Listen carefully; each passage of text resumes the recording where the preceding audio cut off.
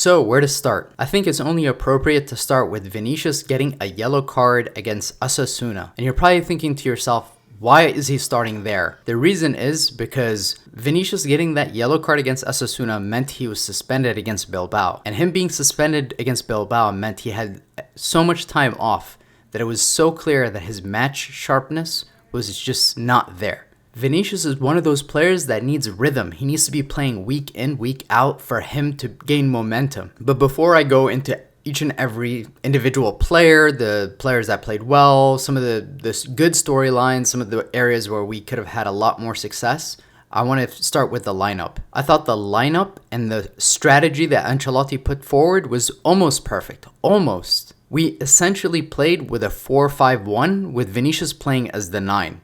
Which I have to say caught me off guard as well. I think after that Bilbao game, Ancelotti saw how well Rodrygo played off of the left, and he was in form, and he said this himself. He said Rodrygo was in form playing off the left, and he wanted to keep that, and he wanted Vinicius to basically be the player in transition who released us out of pressure. And the other thing that was clear in this game is Cruz and Camavinga formed a double pivot, and Camavinga was on the right side of that pivot. And they were both given the instruction that they would sit back while the team attacked. And essentially, Carvajal and Mendy would push up higher up the pitch. Carvajal would be down the flank, whereas Ferland Mendy inverted. And the first goal we conceded was by having Carvajal push up so far up the pitch and having Camavinga not anticipate the danger from Jack Grealish being behind him. He didn't track that run. And that's where the whole issue started, because had Camavinga been able to track Jack Grealish, win the ball back, and not leave Tchouaméni one-on-one with him,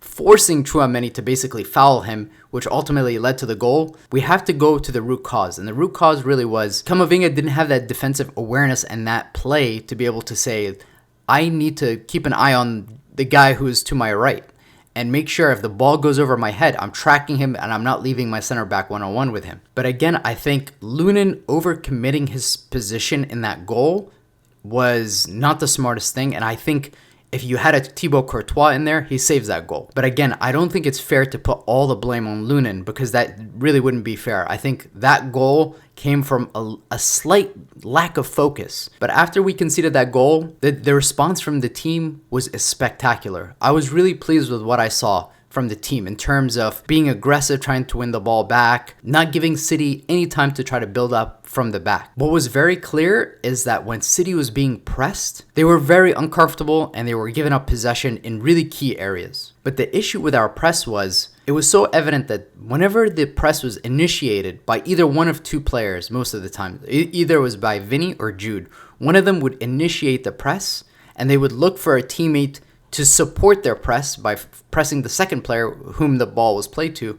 And that second press just wasn't there because the coordination wasn't there, and you need a real commitment to press the ball. And that commitment comes from everybody being able to go out of the positions where they are and saying, we're going to win this ball high up the pitch. So again, we're not a pressing team. That coordination was not there to be able to press succinctly. By the way, just a minor note, everybody says Rodri is the best 6 in the world. And the guy almost gifted us 2 goals. People are saying Rodri is better than Toni Kroos. I'm sorry, but that is one of the most absurd things I've ever heard in my entire life.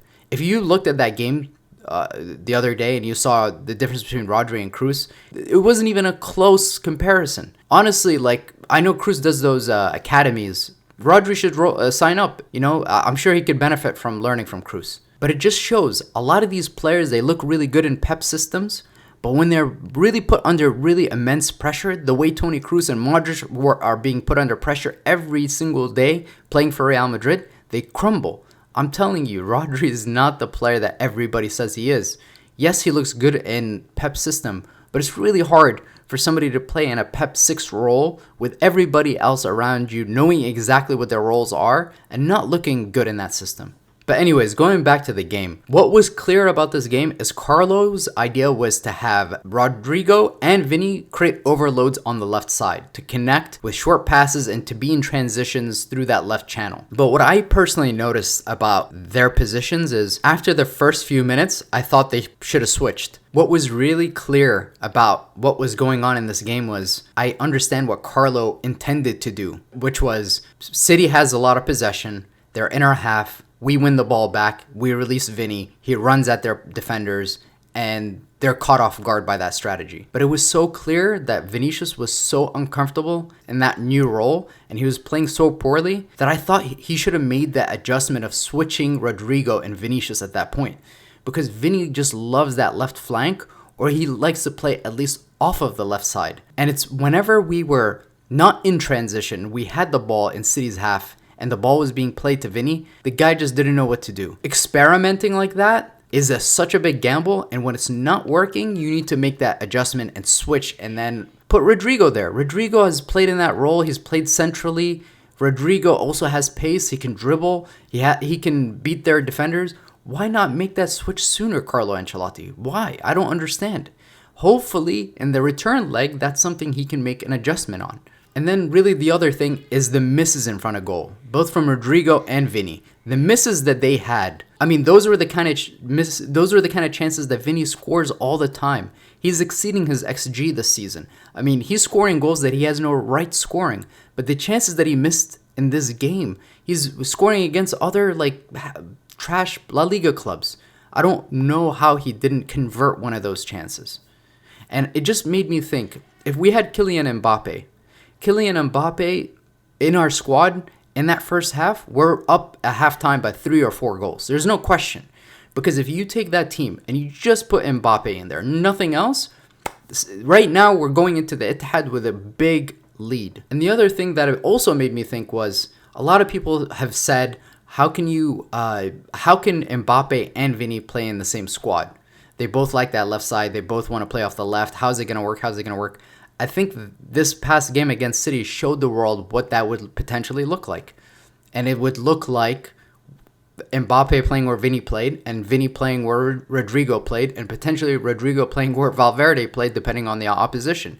And that's what the system might look like with Mbappe.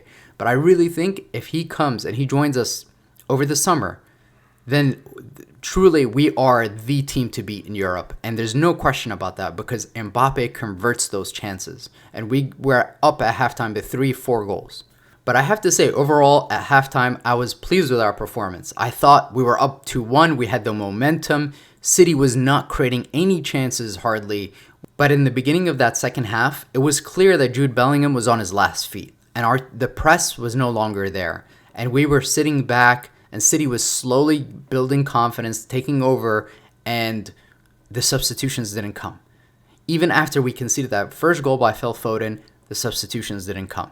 To me, Jude Bellingham should have been the first person to come off the field during that game. The guy was exhausted. He was chasing shadows the whole game. And people talk about his performance, why it was so bad. It was so bad because the guy was running into the ground.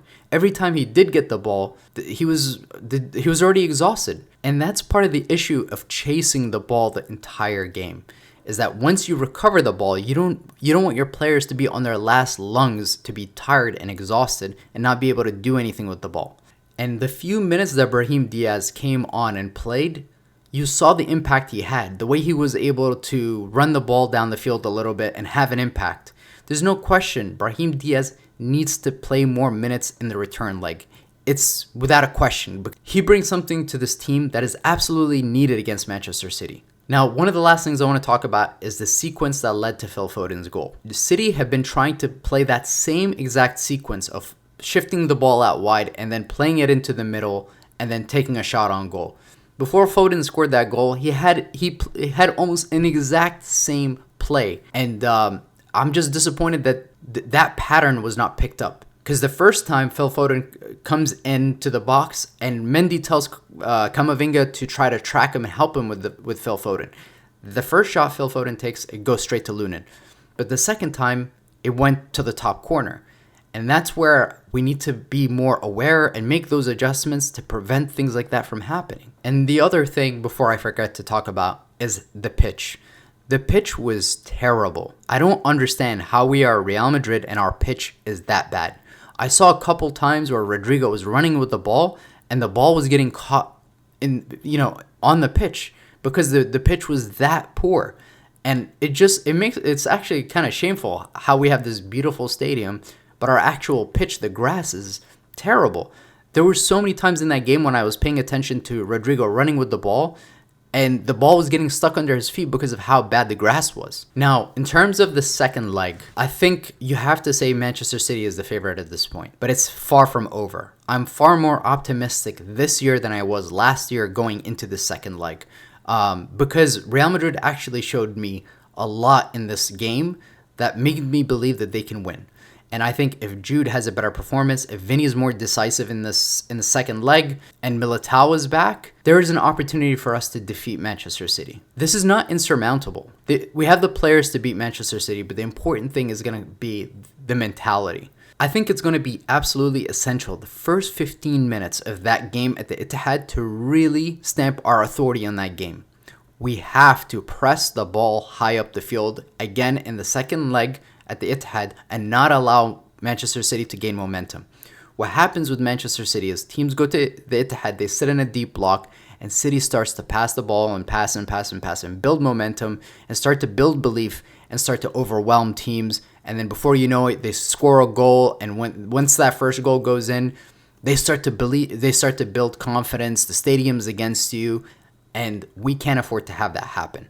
The first 15 minutes against City is the most important 15 minutes in that second leg. We need to go out there and press that ball and be prepared to make substitutions even at halftime if need be. But we need to go in there with the mindset of saying we are going to control that first 15-20 minutes and we need to score early in that game away. I hope other Madridistas out there are not losing hope. I think City is the favorite to advance at this point, but knowing the quality of the players that we have, I know that we have it within us to defeat them. And let me know in the comments who you think should start and what do you think the strategy should be. I think the biggest mistake we can make is sit in a deep block and try to invite pressure and let City build their confidence and momentum. What we did really well in this game is we pressed them high. We really were starting to crush their confidence, but then we ran out of steam.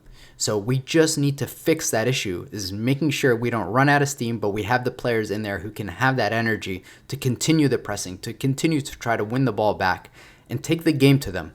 I'd rather go out swinging. Let's not go in there with a passive attitude and just sit back in a deep block and try to invite pressure.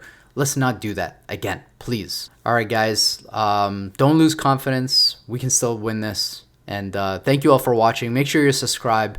I'm really trying to get my channel monetized. I'm not quite there yet. I haven't made $1 out of any of my videos on YouTube.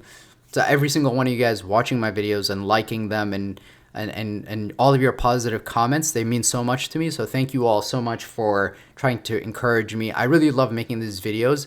I have a full-time day job, but I try to do my best to make these videos for you. So make sure to like them and subscribe so I can try to do this more and more often. Thank you, and Hala Madrid.